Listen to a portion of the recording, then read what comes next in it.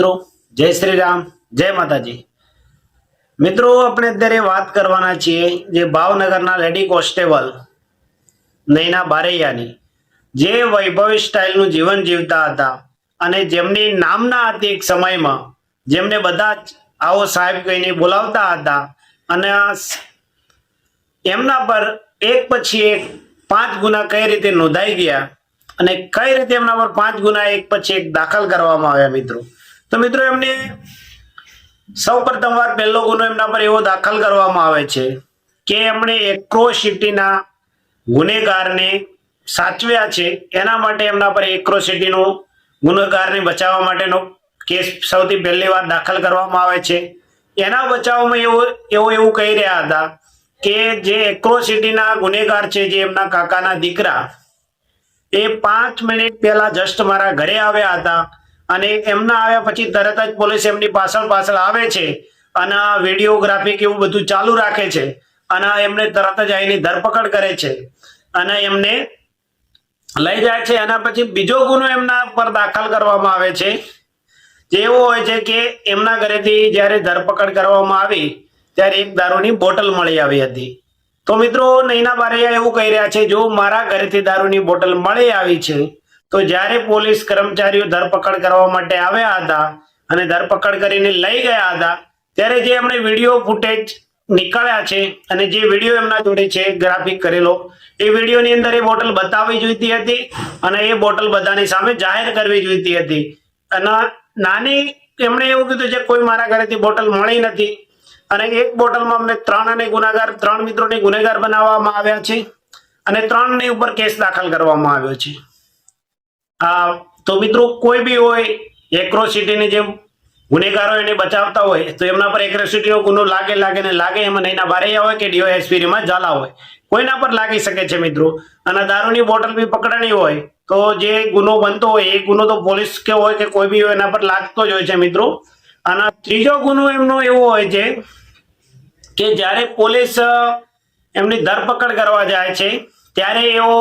પોલીસની જોડે સર્ટિફાઈડ થતા નથી અને એમની કામની અંદર રૂકાવટ ઊભી કરે છે। તો એની અંદર એમણે એવું કહ્યું છે કે હું જ્યારે પોલીસ મારી ધરપકડ કરવા આવે છે ત્યારે મેં ખાલી પોલીસને એટલું જ કીધું હતું કે મારી જોડે પ્લાઝોમાં પહેરવા છે તો હું એ ઉતારી અને કપડા ઉપર જઈને ચેન્જ કરીને આવી જાઉં છું, એવું એમણે એવું કીધું। કારણ કે પોલીસ માને નહીં મારું અને મને એને એ હાલતમાં પકડીને લઈ ગઈ અને હું પણ પોલીસની અંદર નોકરી કરું છું તો મને ખુદના ખબર છે કે પોલીસના કામની અંદર કોઈ રૂકાવટ ઊભી કરવી ના જોઈએ અને મેં એવું કોઈ કૃત્ય કર્યું નથી। એ પણ એની અંદર પણ પોતે પોતાનો બચાવ કરતા હોય છે મિત્રો। અને ચોથો ગુનો એવો બને છે એમના પર કે જ્યારે એ જેલની અંદર એમને મોકલવામાં આવે છે કોર્ટની અંદરથી, ત્યારે એમની બેગની અંદરથી એક સિમ કાર્ડ નીકળે છે। તો એના બચાવની અંદર નૈના બારૈયા એવું કહી રહ્યા છે કે જે મારી બેગમાંથી સિમ કાર્ડ નીકળ્યું એ ભૂલથી મારી બેગની અંદર રહી ગયું હતું અને જો મારી બેગની જ્યારે મારી ધરપકડ કરવામાં આવી અને જ્યારે મને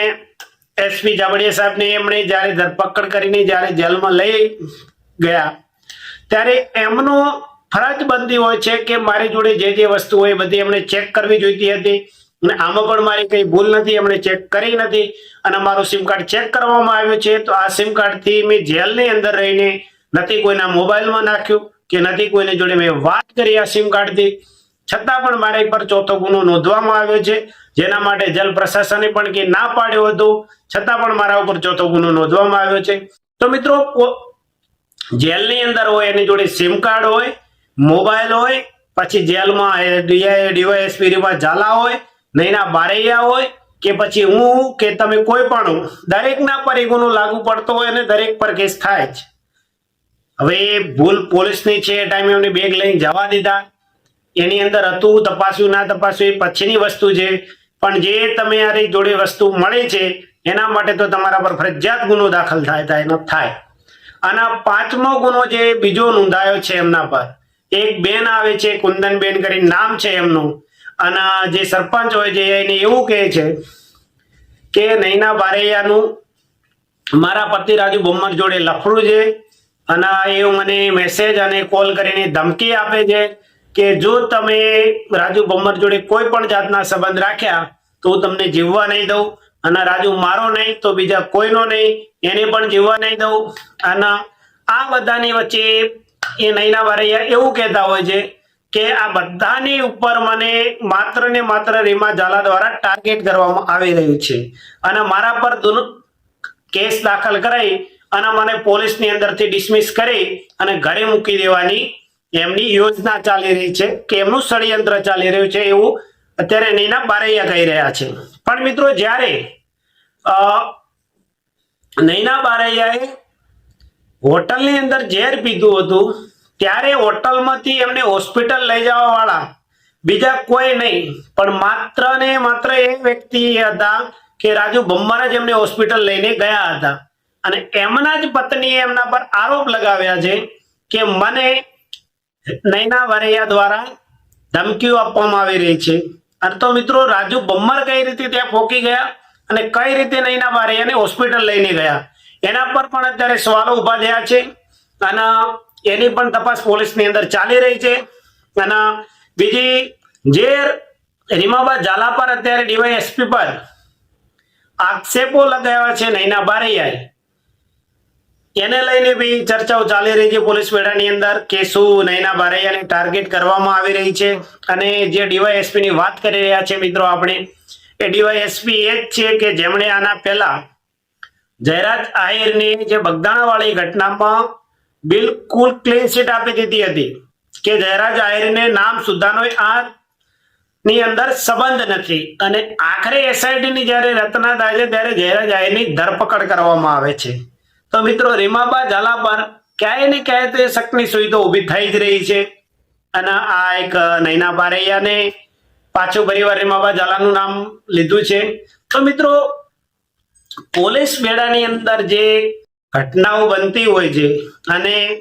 જેના કારણે એમનો વિરોધ એકબીજાની અંદર જે અંદરો અંદર થતો હોય છે, એની પાછળ કારણ એક જ જવાબદાર હોય છે કે જે પોલીસનો પગાર 25 થી 50,000 હોય છે, એવી લાઈફ સ્ટાઇલ વાળી ગાડીઓ જેની 35 થી 25 લાખ કિંમત હોય,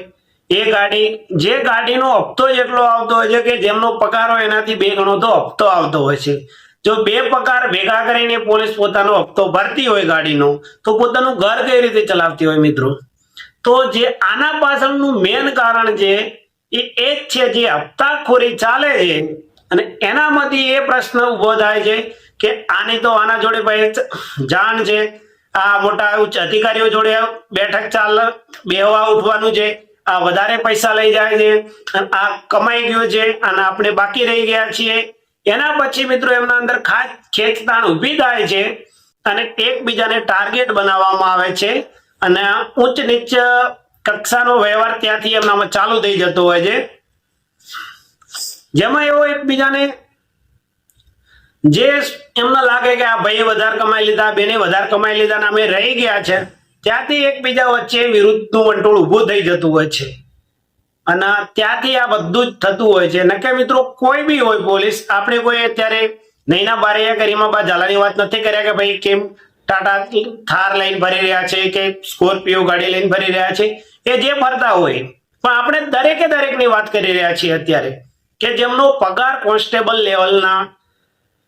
જે પોલીસ હોય એમનો પગાર એટલો હોતો નથી, તો એમના જોડે ગાડી ક્યાંથી આવી શકે, એ પૈસા ક્યાંથી આવે છે? કેમ આજ દિવસ સુધી સરકારે એની તપાસ નથી કરાવડાઈ કે ભાઈ જેનો પગાર 25 થી 30,000 છે એ મહિને 50,000 નો હપ્તો ભરવાના પૈસા ક્યાંથી લાવે? કેમ અન્ય લોકો સુધી તપાસ થતી હોય તો ત્યાં કેમ આની તપાસ નથી થતી? અને આની અંદર જે તમને ખબર છે અત્યારે પોલીસ બેડાની અંદર ચર્ચા ચાલી રહી છે કે નૈના બારૈયાને ટાર્ગેટ કરવામાં આવી રહ્યા છે અથવા તો રીમાબા ઝાલા પર ઉપરા છાપરું કીચડ અત્યારે પણ ઉડાડવામાં આવી રહ્યું છે. અને સત્ય હકીકત શું છે એ તો જ્યારે અત્યારે પોલીસની અંદર તપાસ ચાલી રહી છે અને આ તપાસ પૂર્ણ થશે એના પછી જે મને માહિતી મળશે એના પછી આપણે આવતા વિડીયોમાં એના પર વિગતે વાતચીત કરશું મિત્રો. એના પહેલા જો મિત્રો તમે મારી યુટ્યુબ ચેનલમાં ના આવ્યા હો તો મારી આઈડીને